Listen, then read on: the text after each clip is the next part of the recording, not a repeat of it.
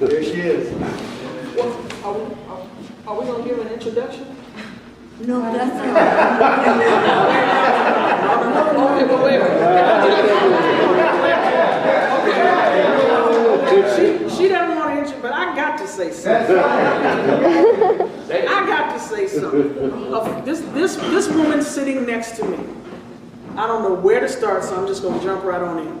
A few years ago, you know, Che Guevara talks about a lot of things. He talks about the revolutionary being guided by great feelings of love. He talks about how you must always feel any injustice anywhere very deeply, that you need to take it personal. That's real. You know, this woman sitting next to me who was a victim of U.S. imperialism, who was in the concentration camps, right?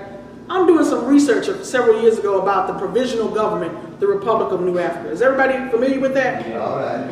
And I'm reading this stuff and it says, blah, blah, blah, blah, Republic of New Africa, blah, blah, blah. Yuri Kochiyama became a citizen in 1968, blah, blah, blah. I had to say, what? Yuri Kochiyama became a citizen of the Republic of New Africa. Puerto Rican. Yuri Kochiyama, every time I look around, I see this woman's name. Okay. So then I'm at UCLA working with NOMO several years ago. And a sister wants to do something about Malcolm X. So she does something about the assassination of Malcolm X. She goes and gets this picture of Malcolm laying on the floor of the Audubon Ballroom, February 21st, 1965. He's been assassinated. People are clamoring all around him. They got his shirt open. You know, he's looking like he's on his way out. He was on his way out.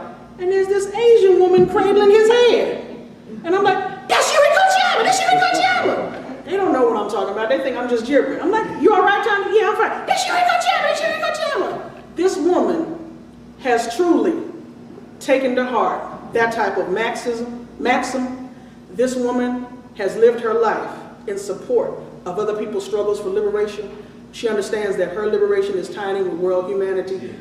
We need to understand this woman, how great she is. Just as great as this woman, we have come to honor Safiya Bukhari about picking up the work. We must also honor Sister Yuri Kochiyama. So let me be the first one.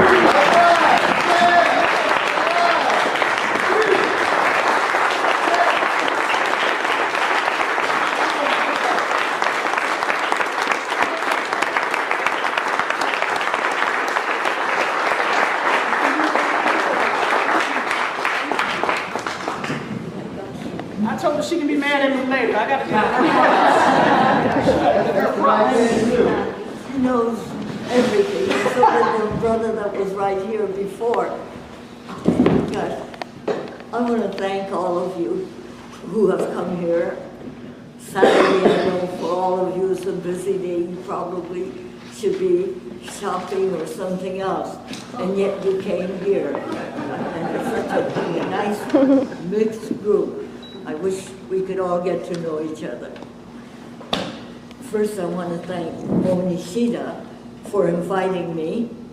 And I was so surprised to see Michael Novick. I never met him, but I read his stuff.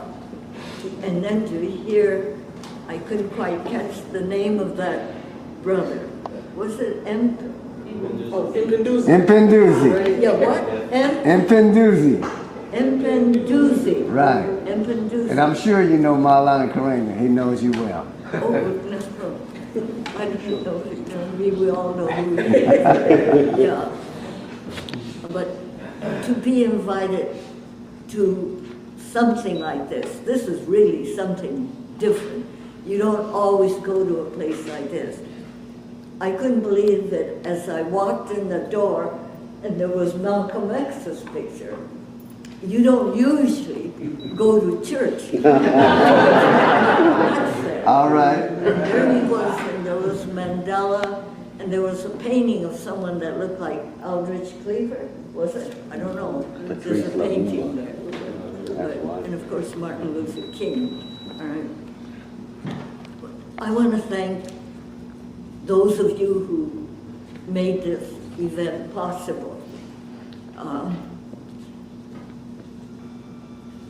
Just as Thandi has said, Safiya Bukhari is quite an unusual person. She's an impressive Black Panther sister, activist, leader, She passed away on August 25th of last year from a heart attack. She had just come home from her mother's funeral. Today is also, as the brother who announced it, today is February 21st, a day we can never forget. It's the assassination date of the awesome, phenomenal champion of Black liberation, Malcolm X. I will first talk about Safiya, a very, very dear comrade, and then I would like to say something in remembrance of Malcolm. When I first met Safiya, she was only about 17. I was about 40. As young as she was, she quickly became one of the most dedicated grassroots Panther organizer, a political strategist, an eloquent speaker, an audacious radical, a one-time political prisoner herself, and a profound supporter of political prisoners. A beloved member of the Black community of Harlem, she was involved locally, but was a devout internationalist. Mumia Jamal called Safiya the lioness for liberation and a lifeline for political prisoners, and that's what she was.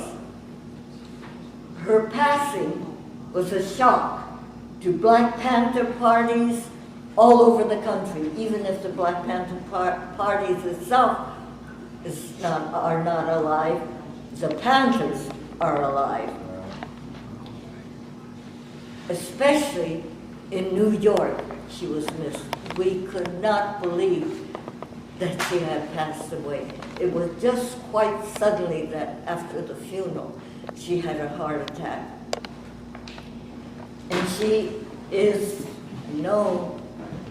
missed by political prisoners across the country because she kept in touch with hundreds and hundreds of them. Safiya was born, as I think Tony mentioned, Bernice Jones, but was given the name Safiya Bukhari from the Imam of Greenhaven Prison in Stoneville, New York. He was the best known Imam, Imam Rasul Suleiman. Do any of you remember him? Rasul Suleiman, good. He was once Robert 35X, but when Malcolm left the NOI, Suleiman was one of them. About 200 of them left the NOI and went with Malcolm, and you know that he then started MMI, Muslim Mosque Incorporated, and OAU, Organization of African American Unity. Safiya used to go to Greenhaven Prison every weekend to learn more about Islam. And she was so proud when Imam Rasul Suleiman gave her the name Safiya Bukhari. I don't know what it means. Do you? Safiya Bukhari. Okay. But she believed, like Malcolm, to keep your religion at home in a closet or just leave it at the mosque. For her, she felt the struggle should be up front. Safiya was a brilliant student and was offered a scholarship to one of the elite colleges in the East Coast. But when she witnessed a police beating a young black man selling Black Panther papers on the street, that changed her life. She wanted to know what kind of a group the Black Panther was. She picked up one of the newspapers that kid was beaten had, and after taking it home and reading it, the very next day, she began inquiring where's the Black Panther office and how could she join? She went to the Harlem chapter and joined there. And what did she do? She did the usual things that all Panthers do. Sell newspapers on the street, become part of the Breakfast for Children program, read Mao's Red Book, attend PE session, political education session, visit prisons, go to all the marches, demonstrations, and meetings, and she was speaking at all of them. Safiya was a very busy young woman. It was hard to keep track of her. And somewhere along the way, I don't know, she became a mother. And she also, at some point in her life, she married one of the New Haven Three. And some of you, I hope, remember the name Ashanti Alston. I hope you remember me. It's one of the New Haven Three. Safiya's ever-changing life was never dull. Her journey through her movement's life were memorable. Perhaps her most dramatic moment was when she escaped from the Alderson Women's Prison in West Virginia. It was an excellently planned move and thus was successful. With a white female comrade, the two had quietly, for months and months, been prying and opening in their cell. Then one night, and it happened to be New Year's Eve, because she knew that all the jail guards would be drinking and partying. Well, by then they had a big enough space that they could crawl through. And so New Year's Eve, they crawled out of there and then they climbed over 2 fences, were chased by dogs, but reached the highway where a car was waiting for them. About 6 hours later, about 5 a.m., my husband woke me up and said, "Hey, someone's knocking on the door." But I went to, and he said, "Oh, it's probably one of your friends."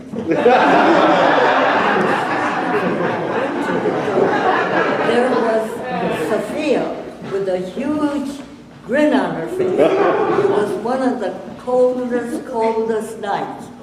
She had no sweater or coat, and it was one of the coldest New Year's morning. Well, you know, this year, New York, it was the coldest winter they said they had, so it must have been like that. So I knew she must be in a hurry somewhere, she better get out anyway. So I just passed her a coat and some food, and she was off. Another dramatic moment was when Safiya, with some comrades, tried to free 3 members of the Black Liberation Movement. You knew about it. The mission was unsuccessful, but it showed what kind of warrior Safiya was.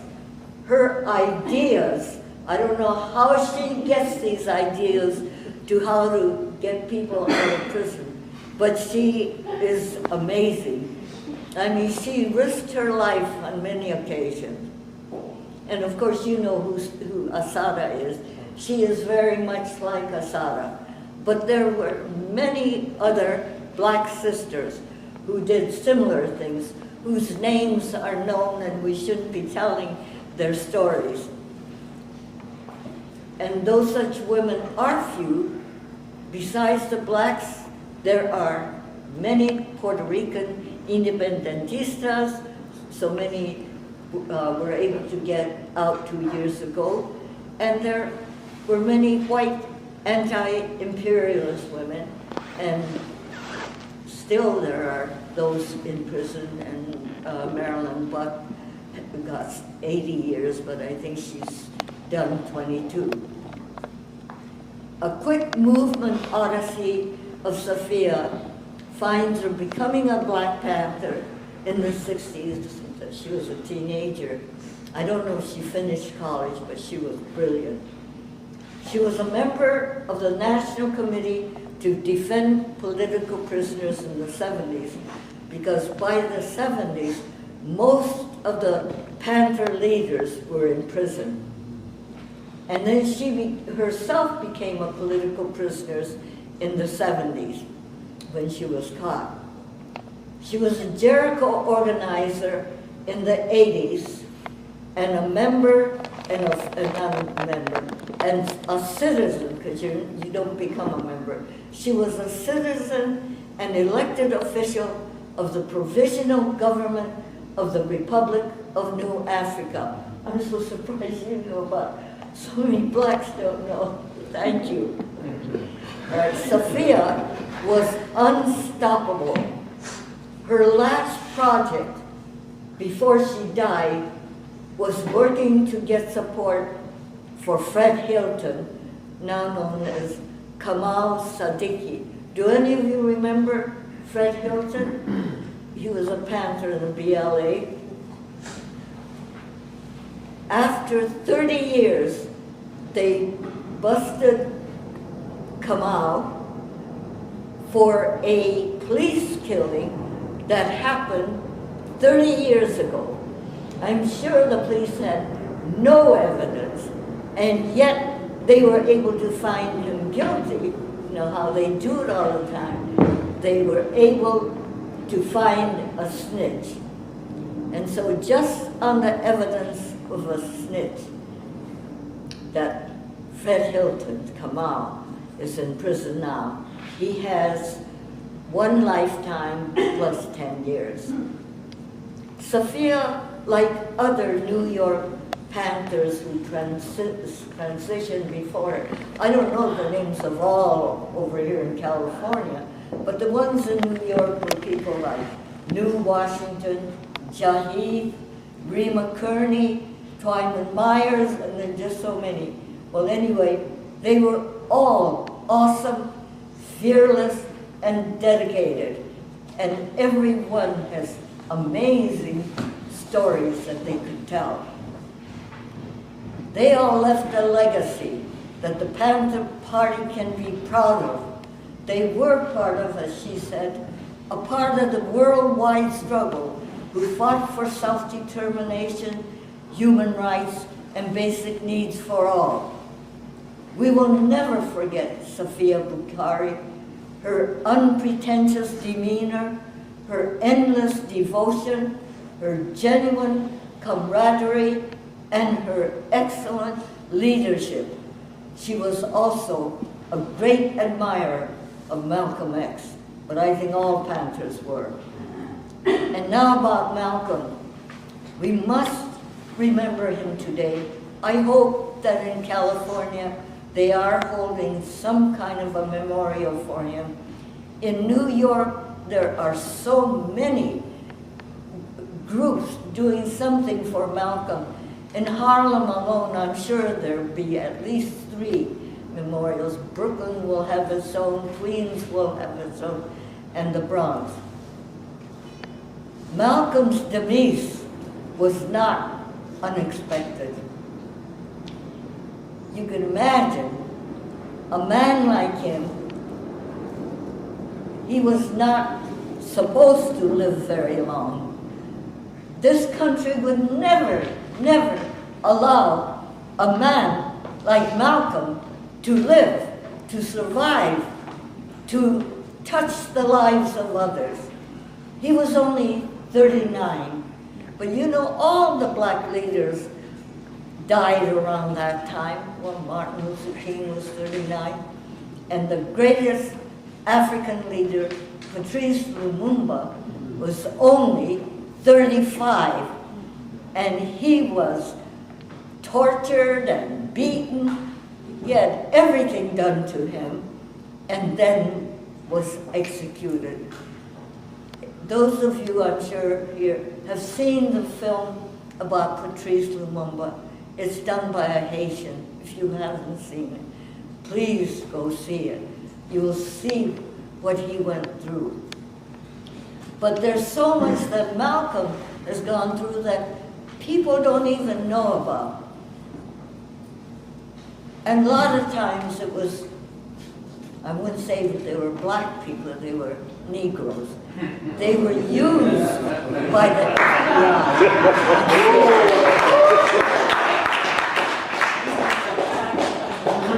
I told you she was bad. And many of his closest, best brothers were killed, and their names aren't even remembered. But Malcolm, his courage and brilliant life left an imprint not only on his people, but on the enemy. And you know, always, they're still trying to make him into something else.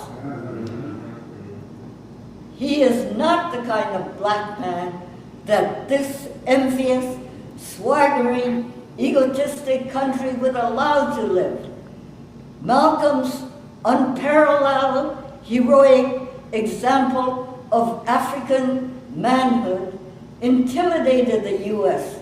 to the point that the craven leadership of this nation gave the order for his assassination. Do you know who gave the order, though, for Patrice Lumumba's assassination? Who? Eisenhower. Right, how'd you? Eisenhower. Good for you. Where did you read it? Because you usually don't. They just say CIA. The Congo Cables, it's a book about it. What? The Congo Cables, it's a book about Oh, it. well, there's another book, but I'm trying to think of the name of it. It's a good book that you all have to read. And I was surprised that it would be in there because it was a fiction story, but that was in there.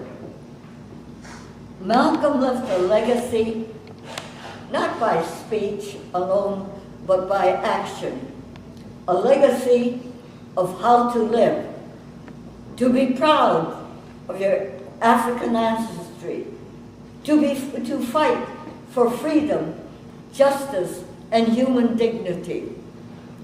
And those three words, other people picked up, and no matter what background, they felt, yes, they should fight for freedom, justice, and human dignity for all.